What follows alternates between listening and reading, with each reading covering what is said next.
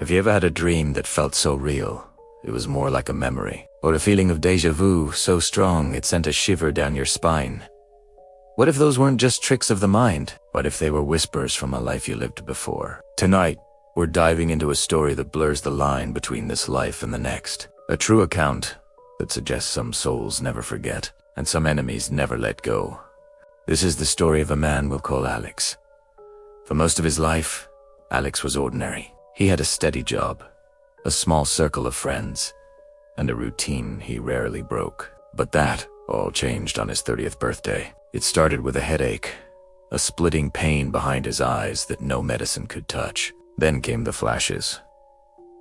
Images of a cobblestone street he'd never seen, the scent of rain on old stone, and a man's face, twisted in a sneer of pure hatred.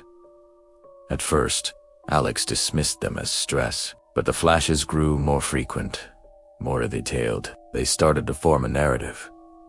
He wasn't just seeing a strange place, he was living asterisk. In these visions, he was a different person, a watchmaker named Thomas in 19th century Europe. He felt Thomas's joy in his craft, his love for a woman with eyes the color of the summer sky, and his chilling, overwhelming fear of one particular man, a business rival named Marcus, whose envy festered into something dark and murderous. The visions became so intense, Alex could feel the chill of the old workshop, hear the ticking of 100 clocks, and taste the metallic tanks of fear in his mouth. He began speaking phrases in a language he'd never learned, yet understood perfectly. He drew detailed maps of a city he'd never visited. His friends were worried. His doctor suggested therapy, maybe a neurological scan, but Alex knew deep in his bones, this wasn't an illness. These were memories. His memories. The most terrifying memory was the last one. It always ended the same way. A dark alley, the glint of a blade in Marcus's hand, a searing pain in his chest, and then darkness. Alex would wake up screaming, drenched in sweat, his heart pounding as if it were trying to escape his chest. He was reliving his own murder, night after night. It was Thomas, and he had been killed by Marcus. Driven by a mix of fear and a desperate need for answers, Alex started researching. He pored over old maps, census records, and historical archives online. It was a needle in a haystack, but the memories were his guide. He searched for a watchmaker named Thomas, who lived in the city from his visions, who disappeared around the date his memory fragments suggested, and he found him. A brief newspaper clipping from 1888 mentioned a local watchmaker, Thomas Albrecht, who vanished without a trace, presumed to have fled his debts. His rival, Marcus Richter, took over his shop shortly after. The confirmation sent a cold wave of dread through Alex. This was real. His past life was real. The murder was real. Here's where the story takes a turn from a historical mystery to a present-day horror. One day, while scrolling through social media, Alex froze. He saw a face he recognized instantly, a face that haunted his every waking moment and tormented his sleep. It was older, with lines etched by time, but the eyes were the same, cold, calculating, and filled with a familiar darkness. It was Marcus. But how could that be possible? It had been over a century. Alex clicked on the profile. The man's name was different, of course. He was a wealthy, respected businessman in another country. It seemed like a crazy coincidence, a trick of the mind playing on his obsession. But then Alex saw the man's birth date. It aligned perfectly with the theory of reincarnation, suggesting he could have been reborn shortly after his previous life ended. The similarities in their careers, the echoes of ambition and ruthlessness described in the man's online biographies, it was all too familiar. Alex was now faced with an impossible reality. The soul of his murderer was not only real, but was alive and well in the 21st century, and a terrifying thought began to form in his mind. If his soul had returned, and Marcus's soul had returned, was the animosity between them still there? Was this cosmic cycle doomed to repeat itself? This is where the chase begins. Not a chase through city streets, but a chase across lifetimes. Alex felt an undeniable pull, a sense of unfinished business. He became convinced that this modern day, Marcus somehow knew, on a subconscious level, who he was. strange things began to happen. Alex felt watched. He'd get calls from unknown numbers with only static on the other end. His online accounts would be mysteriously flagged. Coincidence? Paranoia? Or was the soul of an ancient enemy somehow reaching out, drawn by the reemergence of the soul he'd wronged? The story suggests a chilling spiritual truth, that powerful emotions like hate and guilt can latch onto a soul, carrying over from one life to the next, just as Alex's soul carried the trauma of its violent end. Perhaps Marcos's soul carried the unpunished guilt, an unconscious need to find and silence the one person who knew his secret. It's a terrifying thought that we don't just carry our own baggage, but the baggage of lives we can't even remember. Alex's story is a profound and unsettling exploration of karma, justice, and memory. It asks us, if a soul returns, does it seek justice or peace? And what happens when it finds not a memory, but a living, breathing adversary? The chase wasn't about revenge for a past crime, but about survival in the present. Alex had to understand the rules of this spiritual battlefield to ensure that his current life didn't end the same way as his last. He wasn't just fighting a man, he was fighting a destiny, a karmic loop that threatened to trap him forever. This account forces us to look at the world differently, to wonder about the strangers we feel an instant connection or revulsion towards. Could they be figures from a past life? Friends? Lovers? Or enemies? Alex's journey into his soulless history is a stark reminder that the past is never truly dead. It sleeps within us, waiting for the right moment to awaken. And sometimes, when it does, it brings its monsters with it. What do you think? Is this a case of incredible coincidence and psychological distress? Or is it proof that our souls have stories that span centuries? Let me know your thoughts in the comments below. If you found this story as chilling and thought-provoking as I did, please give this video a thumbs up and subscribe for more deep dives into the unknown. Thank you for watching, and stay safe. Have you ever felt a chill run down your spine? That unsettling feeling that you're not alone, even when no one else is in the room? We often dismiss these feelings, telling ourselves it's just our imagination. But what if you had proof? What if a camera, an emotionless, objective eye, captured something that defied all logical explanation? Tonight, we're diving into a story that does just that. A story that blurs the line between what we know and what we fear. This isn't just a tale told around a campfire. This is a modern haunting, captured frame by a terrifying frame. Our story begins with the Henderson family, Mark, Sarah, and their two young children, Emily and Josh. They had just moved into what they thought was their dream home. A beautiful, spacious house in a quiet suburban neighborhood. It was old, built in the early 1920s, full of character and charm. For the first few months, life was perfect. The kids loved their new rooms. Mark had his workshop in the garage, and Sarah was busy making the house a home. But then, small, unexplainable things started to happen. It began subtly. A set of keys left on the kitchen counter would be found on the floor in the hallway. A child's toy, put away in the toy box, would reappear in the middle of the living room. At first, they blamed it on forgetfulness, or the kids being mischievous. Sarah would ask Josh, "Did you leave your truck out again?" And he'd shake his head, looking genuinely confused. Mark would find his tools misplaced in the garage and grumble about getting older. They were minor annoyances, easily rationalized, but the frequency started to increase, and the incidents became harder to ignore. One evening, Sarah was cooking dinner. She turned to the spice rack to grab some oregano,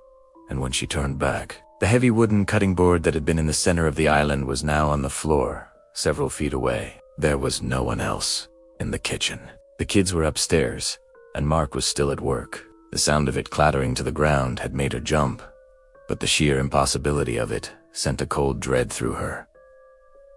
How could it have moved? It was too heavy to have simply slid off. The nights grew more unsettling. The family started hearing faint noises after the kids were in bed, soft whispers that seemed to come from the walls. Footsteps creaking on the floorboards above when everyone was downstairs. Emily, their 6-year-old, began complaining about a shadow man who would watch her from the corner of her room at night. They tried to reassure her, telling her it was just a bad dream, but her fear was palpable. She started refusing to sleep in her own room, camping out in a sleeping bag on her parents' floor. The breaking point came when the family went away for a weekend. They returned to find every single kitchen cabinet and drawer wide open. Nothing was taken, nothing was broken, but the sight was deeply disturbing. It was a silent, deliberate act of intrusion. But there were no signs of a break-in. All the doors and windows were locked, just as they had left them. The police came, but they had no explanation. There were no fingerprints, no signs of forced entry. It was as if a ghost had methodically opened every single door. That's when Mark decided to take action. He was a practical man, a man who believed in technology and evidence. He told Sarah, "If something is happening in this house, I want to see it." The next day, he went out and bought a state-of-the-art security system with multiple high-definition cameras. He placed them strategically throughout the house, one in the living room, one in the kitchen, one in the upstairs hallway, and one in Emily's bedroom.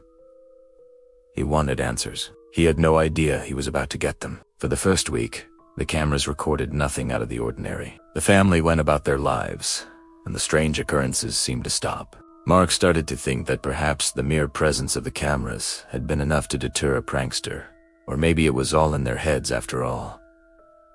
He felt a sense of relief. But the peace was short-lived. On the 8th night, Mark was reviewing the footage from the previous day, a routine he'd developed. He fast-forwarded through hours of an empty, quiet house. Then, he stopped. In the kitchen footage, at exactly 2:13 a.m., something caught his eye. A small, faint orb of light, no bigger than a golf ball, appeared near the ceiling. It hovered for a moment, then zipped across the room with impossible speed before vanishing. Mark replayed it again and again. It wasn't a bug. It wasn't a reflection. It moved with intelligence, with purpose. His heart began to pound. He kept watching. A few minutes later, on the same kitchen camera, a chair at the dining table scraped back slowly, as if someone were pulling it out to sit down. But no one was there. The chair moved a full foot on its own, the sound of its legs dragging across the wood floor captured clearly by the camera's microphone. Mark felt a knot of fear tightened in his stomach. This was real. It was happening. He called Sarah over, his voice trembling slightly. "You need to see this." She watched the footage, her face turning pale. The moving chair, the strange light, was undeniable proof that they weren't crazy. But the confirmation brought no comfort, only a deeper, more profound fear. What were they dealing with? The activity escalated dramatically over the next few days. As if their awareness of it was an invitation, the cameras became their window into a terrifying, unseen world. One night, the living room camera captured all the books on a bookshelf flying off, one by one, as if thrown by an invisible tantrum. The upstairs hallway camera recorded the attic door, which was always kept bolted, creaking open on its own in the dead of night. But the most disturbing footage came from Emily's room. Mark and Sarah had been hesitant to watch it, afraid of what they might find. Their worst fears were realized. Late one night, the camera recorded a shadowy mist coalescing near the corner of the room, the same corner where Emily said the shadow man would stand. The mist was faint at first, almost translucent, but it slowly darkened and took on a vague, human-like shape. It wasn't clear, more like a heat haze or a distortion in the air, but it was unmistakably there. It stood motionless for almost an hour, a silent, menacing sentinel watching over their sleeping daughter. Then, just as slowly as it appeared, it dissipated into nothing. Seeing that footage was a violation. An invisible entity was in their child's room, watching her while she slept. The thought was unbearable. The rationalizations were gone, replaced by pure, instinctual terror. This wasn't a playful spirit. It felt malevolent, predatory. The family began to feel like prisoners in their own home. They were exhausted, on edge, sleeping in shifts in the living room. The evidence they had collected was a double-edged sword. It proved they weren't imagining things, but it also confirmed they were living in a house haunted by something they could unsee or fight. They showed the footage to a few close friends, who were skeptical at first, but left visibly shaken, with no logical explanation to offer. What do you do when technology proves your worst nightmare is real? when the very device you installed for a sense of security becomes the source of your greatest fear. The Hendersons were faced with an impossible choice. They had captured undeniable evidence of the paranormal, a collection of clips that would make anyone's blood run cold, objects moving on their own, strange lights with a mind of their own, and most terrifyingly, the ghostly silhouette of an unseen visitor in their child's bedroom. The house was no longer a home. It was a stage for a supernatural drama they were forced to witness. The Hendersons eventually made the only decision they could. They packed their bags, leaving behind their dream house and the unseen entity that had turned it into a nightmare. They never released the full footage publicly, too afraid of the ridicule or unwanted attention it might bring. But the clips were saved, a digital testament to their horrifying experience. This story serves as a chilling reminder that sometimes the most terrifying things are the ones we can't see. And in our modern world, the all-seeing eye of a security camera might just be the thing that captures the darkness lurking just beyond our perception. What you've heard is based on a collection of real-life accounts from people who used technology to monitor their homes, only to discover they were not alone. It makes you wonder, doesn't it, what might be lurking, just out of sight, in the quiet corners of your own home. Thank you so much for joining me on this journey into the unknown. If these stories fascinate and frighten you as much as they do me, make sure to hit that like button and subscribe to the channel for more explorations of the unexplained. And please, share your own experiences in the comments below. Stay safe, and always be aware of the shadows.